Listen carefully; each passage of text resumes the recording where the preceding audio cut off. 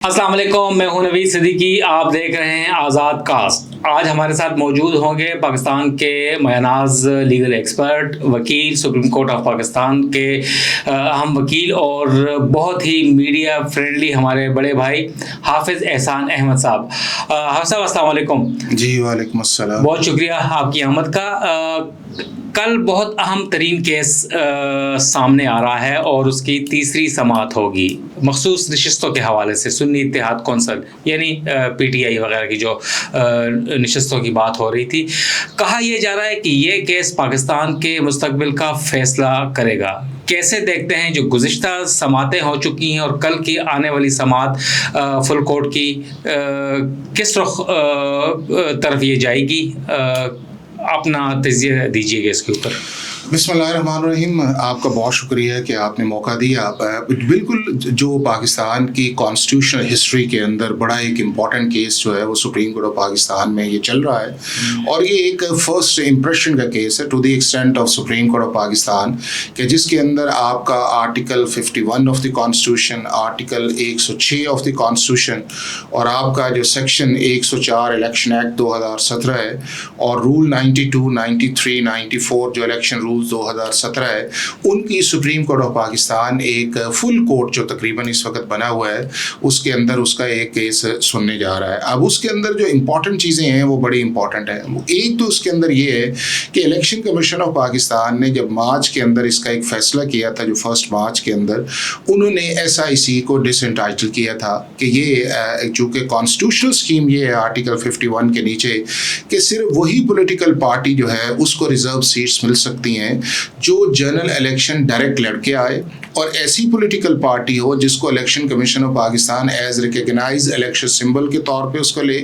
और उसने जो इलेक्शन की रिजर्व सीट है फॉर मिनॉरिटीज़ और आपकी जो वुमेन सीट्स हैं उनका इलेक्शन शेड्यूल जो है उसके मुताबिक उसने अपनी पार्टी लिस्ट की प्रायोरिटी लिस्ट दी हो। अब इस केस के अंदर ये है कि इलेक्शन कमीशन ऑफ पाकिस्तान के पास जब मामला गया तो SIC जो थी ना उसने इलेक्शन में हिस्सा लिया, ना उसके प्रेसिडेंट ने इलेक्शन के अंदर हिस्सा लिया जो हमारे 2024 के जनरल इलेक्शन थे, और ना ही उन्होंने पार्टी लिस्ट जो है वो प्रोवाइड की इलेक्शन कमीशन ऑफ पाकिस्तान को। और जब इलेक्शन कमीशन ऑफ पाकिस्तान के अंदर ये हेयरिंग चल भी रही थी तो उस वक्त भी उन्होंने ये कहा कि हमने एज ए जनरल इलेक्शन जो है एज ए पार्टी के तौर पे इलेक्शन नहीं लड़ा। तो जब ये मामला इलेक्शन कमीशन में आया, इलेक्शन कमीशन ने इसको 4-1 से इसका फैसला किया और उन्होंने कहा कि SIC जो है वो डिसएंटाइटल है और जो रिजर्व सीट्स जो हैं जो बाकी रह गई हैं, जो कि ये आर्टिकल 51 के नीचे आपकी पॉलिटिकल पार्टी जो इलेक्शन लड़के आती है उसको 3 दिन के अंदर अंदर इंडिपेंडेंट कैंडिडेट्स ज्वाइन कर सकते हैं और जब वो ज्वाइन कर लेते हैं तो जो उसकी प्रोपोर्शन स्ट्रेंथ बनती है उसकी बुनियाद के ऊपर जो है वो आपको नेशनल असेंबली के अंदर मिनॉरिटीज़ की सीट्स मिल जाती हैं और जो विमेन सीट्स हैं वो प्रोविंसेस के अंदर जो है उन्होंने उसको डेजिग्नेट किया हुआ है। इस वक्त 60 आपकी नेशनल असेंबली की सीट्स हैं, 10 आपकी जो है वो मिनॉरिटीज़ की सीट है और इसी तरह तकरीबन 150 के करीब जो है वो आपकी रिजर्व सीट्स जो है जो आपकी प्रोविंसेस के अंदर है। अब एक हद तक तो इलेक्शन कमीशन ऑफ पाकिस्तान ने उन पॉलिटिकल पार्टीज़ को जिन्होंने इलेक्शन लड़ा और जीत के आई और जिनको कुछ इंडिपेंडेंट कैंडिडेट्स ने ज्वाइन किया उनको तो एलोकेशन ऑफ सीट्स जो थी वो उनके प्रोपोर्शन के हिसाब से कर दी, चाहे वो मिनॉरिटीज़ की थी जिस तकरीबन 40 के करीब ऐसी सीट्स हैं जो एलोकेट डिफरेंट पार्टीज़ को कर दी गई और 7 रिजर्व सीट्स जो हैं जो नेशनल असेंबली की मिनॉरिटीज़ को है वो कर दी गई। अब 23 के करीब जो सीट्स हैं जिनका फेट अब सुप्रीम कोर्ट ऑफ पाकिस्तान फैसला करेगा वो होगी आपकी नेशनल असेंबली की और बाकी जो उसके अंदर तकरीबन 54 सीट्स ऐसी हैं जो प्रोविंसेस के आएंगे, जो चारों प्रोविंस के अंदर मिनॉरिटीज़ या रिजर्व सीट्स हैं। कॉन्स्टिट्यूशन इसके अंदर बड़ा वाज़े और वो वाज़े ये है कि जो उसकी plain reading of the constitution के अंदर जाएंगे तो सिर्फ ऐसी पॉलिटिकल पार्टी जो इलेक्शन लड़के आई हो, इलेक्शन सिंबल पे आई हो, जिसने पार्टी लिस्ट को ज्वाइन किया हो और किसी एक सीट पे वो जीत के आई हो, सिर्फ इंडिपेंडेंट कैंडिडेट्स जो है उसी को ज्वाइन कर सकते हैं।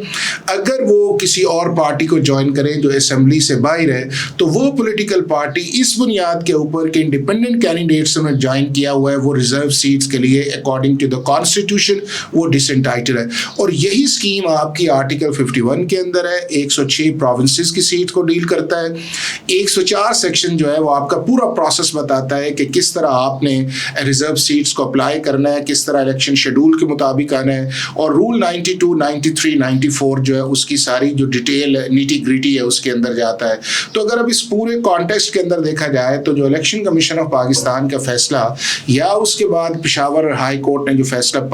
25 मार्च को उसके अंदर किया और उन्होंने इस इलेक्शन कमीशन ऑफ पाकिस्तान के फैसले को अपहोल्ड किया, वो लीगल कॉन्स्टिट्यूशनल है। एक चीज़ इसके अंदर है वो ये है कि जब आपका कॉन्स्टिट्यूशन ये कहता है कि प्रोपोर्शन के हिसाब से आपको सीट्स मिलेंगी, जो पॉलिटिकल पार्टी जीत के आएगी। अब एक जो मामला है वो असल मेरा ख्याल है कि वो debate supreme Court of Pakistan के अंदर आएगी। इस केस के दो एस्पेक्ट्स हैं। एक एस्पेक्ट इसका ये है कि क्या SIC जो है बैक्ड बाय PTI जो है, जो उसके कैंडिडेट जिन्होंने SIC को ज्वाइन किया है वो अकॉर्डिंग टू कॉन्स्टिट्यूशन और अकॉर्डिंग टू इलेक्शन एक्ट वो एंटाइटल है, तो उसके अंदर कॉन्स्टिट्यूशनली बड़ा वाज़ेह है कि दे आर नॉट एंटाइटल्ड। ना चूंकि ना SIC ने इलेक्शन लड़ा, ना उसके प्रेसिडेंट इलेक्शन लड़ा, ना उन्होंने रिजर्व सीट्स दी, और जब ये मामला चल भी रहा था तो उसके अंदर भी उन्होंने कहा कि हमने एज ए जनरल इलेक्शन के तौर पे नहीं आए। तो इस हद तक मैं समझता हूं कि इलेक्शन कमीशन ऑफ पाकिस्तान या पेशावर हाई कोर्ट का फैसला जो है वो एज इट इज़ जो है सुप्रीम कोर्ट ऑफ पाकिस्तान उसको टेक ऑन करेगी। हाँ, दूसरा जो इशू है वो ये है कि क्या वो सीट्स जो थी, जो ओवर एंड अबव सीट्स थी आपकी प्रोपोर्शंस के मुताबिक, क्या वो दूसरी पॉलिटिकल पार्टीज को मिलनी चाहिए या नहीं मिलनी चाहिए। अगर आपने हाउस को पूरा करना है, जो आपके 326 है, 266 आपके लड़के आए हैं, तो फिर शायद सुप्रीम कोर्ट की इंटरप्रिटेशन जो है वो कुछ और आए। लेकिन अगर इस चीज़ की तरफ आप जाएंगे कि नहीं, जो प्रोपोर्शंस के हिसाब से है, तो फिर शायद पेशावर हाई कोर्ट का फैसला जो है उसको slightly supreme Court of Pakistan जो है मॉडिफाई कर दे। लेकिन टू दी एक्सटेंट ये है कि SIC बैक्ड बाय PTI जो है वो कॉन्स्टिट्यूशनली लीगली जो है वो इस सारे प्रोसेस से डिसएंटाइटल है, चूंकि ना PTI के कैंडिडेट्स ने एज ए पार्टी के तौर पे इलेक्शन लड़ा, उन्होंने किसी एक पॉलिटिकल पार्टी को ज्वाइन किया जो उनकी PTI नजरियाती थी, लेकिन 13 तारीख को जो उन्होंने उसको वापस कर लिया। और जो इलेक्शन कमीशन ऑफ पाकिस्तान ने इलेक्शन शेड्यूल जारी किया था 22 दिसंबर 2023 को, और जिसको मॉडिफाई कर दिया था फॉर रिजर्व सीट 29 दिसंबर 2023 को, जिसके अंदर डेट थी कि आपने 24 दिसंबर से पहले अपनी वो लिस्ट देनी है, और उसके बाद चूंकि इसका प्रोसेस भी स्क्रूटनी का वही होता है कि जिसके अंदर ये है कि नॉमिनेशंस पेपर जाते हैं, फिर उनकी स्क्रूटनी होती है, आर्टिकल 62 अप्लाई होता है, रिटर्निंग ऑफिसर वेरिफिकेशन करता है, और फिर उसको एक लिस्ट हो जाती है, और वो लिस्ट फिर असेंबली का जब इलेक्शन होता है तो उसकी बुनियाद के ऊपर प्रायोरिटी जो पार्टी ज़्यादा जीती है उसको वो सीट्स जो है वो मिलना शुरू हो जाती है। समझता ये हूँ कि आगे भी हमारे पास एक एक्सपीरियंस आया हुआ है, आपको याद होगा कि जब आर्टिकल 63A की इंटरप्रिटेशन आई थी पंजाब के जो MPs उनकी डिस्क्वालिफिकेशन के लिए, तो सुप्रीम कोर्ट का काम जो है वो ये है कि plain language of the constitution के मुताबिक फैसला करना, रीडिंग इनटू द कॉन्स्टिट्यूशन जो है वो सुप्रीम कोर्ट ऑफ पाकिस्तान जो है वो ना उसे करना चाहिए, और ना ही जनरली इन चीज़ों को आपके जो लीगल सर्कल्स हैं उसके अंदर पसंद किया जाता है। हाफिज साहब, इलेक्शन कमीशन ऑफ पाकिस्तान ने अपनी एक कंसाइज स्टेटमेंट भी जमा करवा दी है, और उन्होंने डिफेंड किया है जो अपना फैसला था उनका, और वही जो उनके हक में आया था पेशावर हाई कोर्ट का फैसला महज 14 मार्च को आया था। तो कैसे देखते हैं, उनका एक प्ली बड़ी वाज़ेह है जिससे जो सुन्नी इत्तेहाद कौंसिल का केस बहुत ज़्यादा कमज़ोर हो जाता है। वो ये आपने उसका जिक्र किया कि इलेक्शन लड़ा नहीं उन्होंने, कम से कम एक बंदा, एक कॉन्टेस्टेंट, एक उम्मीदवार होता, जीता या जीत के आता है ना, जीत के आता है, ये जरूरी है, ये चीज़ है एक वो। और दूसरा, उनके आइन में ये एक चीज़ शामिल है कि एक एडल्ट मुस्लिम ही हो सकता है उनका उम्मीदवार या उनका पार्टी, ख़वातीन का और माइनॉरिटीज़ का उसमें ज़िक्र नहीं है। क्या ऐसा ही है? और अगर ऐसा ही है तो उनका केस क्या सुन्नी इत्तेहाद कौंसिल का मज़ीद कमज़ोर नहीं पड़ जाता है इसकी? नहीं, डेफिनेटली ये है कि जो उन्होंने अपने कॉन्स्टिट्यूशन के अंदर ये लिखा हुआ है कि जो गैर मुस्लिम उनका मेंबर नहीं बन सकता, तो बुनियादी तौर पर मैं समझता हूँ कि इलेक्शन कमीशन ऑफ पाकिस्तान चूँकि जब कोई भी पार्टी अपना आइन लेके आती है तो उसकी स्क्रूटनी करती है, तो इलेक्शन कमीशन ऑफ पाकिस्तान को उस वक्त इस चीज़ को कंसिडर करना चाहिए था। चूँकि जब आप पाकिस्तान के पॉलिटिकल प्रोसेस के अंदर आते हैं और आप आर्टिकल 17 के नीचे आप कोई पॉलिटिकल पार्टी बनाते हैं तो उसके अंदर आप ये डिस्टिंक्शन क्रिएट नहीं कर सकते कि जी इसके अंदर मुस्लिम आएंगे और गैर मुस्लिम नहीं आएंगे, या सिर्फ गैर मुस्लिम हो सकते हैं, ये मुस्लिम नहीं आ सकते उस चीज़ के अंदर। तो मैं ये समझता हूँ कि उनका जो कॉन्स्टिट्यूशन है वो आर्टिकल 17 ऑफ द कॉन्स्टिट्यूशन उसके ख़िलाफ़ है। अगर ये सिचुएशन थी तो इलेक्शन कमीशन ऑफ पाकिस्तान को जब ये फैसला भी कर रहे थे रिजर्व सीट्स का, उसके अंदर हाईलाइट इसको करना चाहिए था, चूँकि उस वक्त भी स्क्रूटनी इस चीज़ की आई थी। चूँकि जब उनसे पूछा गया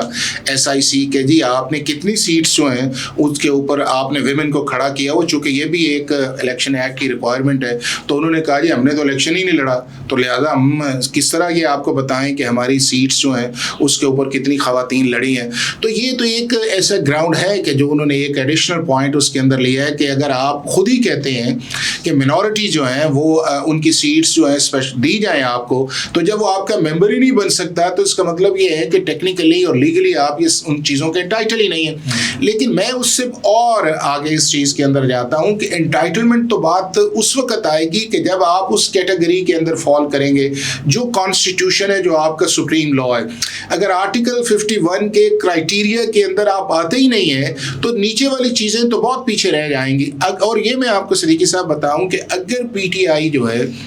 वो अपना केस इस तरह लेके आती कि जिस तरह ये है कि जी उनके कैंडिडेट्स जो थे, चूँकि दो चीज़ें तो बड़ी वाजे हैं कि ये जो कैंडिडेट इंडिपेंडेंट्स हैं ये बैक बाय PTI हैं, और दूसरा ये भी इस चीज़ के अंदर वाजे है कि यही वो कैंडिडेट्स हैं जिन्होंने किसी न किसी स्टेज के ऊपर इस पार्टी के या मेंबर हैं या इन्होंने को पार्टी का जो है सारा कैंपेन के अंदर यूज़ किया है। तो अगर ये इस स्टेज के अंदर आके कहते हैं कि जी हम चूँकि चले इलेक्शन सिंबल तो हमें नहीं मिला, लेकिन हमारी पार्टी रजिस्टर्ड इलेक्शन कमीशन के अंदर तो हम रिजर्व सीट्स के लिए एंटाइटल है, तो मेरा ख्याल ये है कि एक अच्छा केस बन सकता था, लेकिन फिर भी आर्टिकल 51 के क्राइटेरिया के अंदर नहीं आता था। लेकिन अगर आप दोनों को कंपैरेटिव करें तो SIC का case for the reserve seats जो है मिनॉरिटी और जो विमेन सीट्स है उसके लिए मेरा ख्याल है कि कॉन्स्टिट्यूशन या लॉ के अंदर मेंटेनेबल भी नहीं है। हाफिज साहब फुल कोर्ट है, और अगर और हमने जो पिछली 2 समातें देखी हैं कुछ यही कहा जा रहा है, कोई डिवाइड भी नज़र आता है। PTI ने चीफ जस्टिस के ऊपर एतराज़ भी किया था और ये उनसे मुतालबा किया था कि वो अपने आप को अलहदा करने बेंच से। अगर सियासत की ऐनक उतार के देखें तो फिर कैसे देख रहे हैं आप कि ये केस किस हद तक जाएगा, क्योंकि अब इस केस में कुछ बचा नहीं है, हाउस इनकम्प्लीट है और मसले मसाइल हैं, आईनी ज़रूरत होती है हाउस कंप्लीट होना। तो अगर वही है कि अगर सियासत की निगाह से ना देखा जाए इस बेंच को, फुल कोर्ट को, तो फिर इस केस को क्या समझते हैं कब तक डिसाइड हो जाना चाहिए? और डिसीजन ज़ाहिर है उसके ऊपर हम कमेंट तो नहीं कर सकते, मगर कैसे देखते हैं Peshawar high court, election Commission of Pakistan ने जो डिफेंड किया है और तमाम तर चीज़ें सुन्नी इत्तेहाद कौंसिल के खिलाफ जा रही हैं, न उन्होंने कॉन्टेस्ट किया, न उनको कोई मेंबर है, न उनका माइनॉरिटी कोई मेंबर बन सकता है, न उन्होंने फेहरिस्त जमा करवाई, वो भी ज़रूरी होती है। तो कैसे देखते हैं तमाम चीज़ें सुन्नी इत्तेहाद कौंसिल के खिलाफ नहीं है और फैसला खिलाफ आ सकता है? एक तो ये है कि क्रेडिट चीफ जस्टिस को देना चाहिए कि जो भी इंपॉर्टेंट मैटर आता है चीफ जस्टिस जो है उसको फुल कोर्ट की तरफ लेके जाते हैं। चाहे आपका प्रैक्टिस एंड प्रोसीजर आया, आपने देखा कि चीफ जस्टिस ने फुल कोर्ट मीटिंग बुलाई, जो पाकिस्तान के अंदर पिछले 3-3.5 साल से वो मीटिंग भी नहीं आई थी, और उसके अंदर जो है एक फैसला आया, 10-5 से एक फैसला आया। उसके बाद आप ये देखें कि अभी भी जो पिछले दिनों आपके पास सुप्रीम कोर्ट के अंदर एक केस आया है, उसके अंदर भी चीफ जस्टिस ऑफ पाकिस्तान ने लार्जर बेंच को उसको कहा है कि जी नहीं, हम 2 हैं तो 2 की बजाय हम 5 उस चीज़ को सुन लेंगे।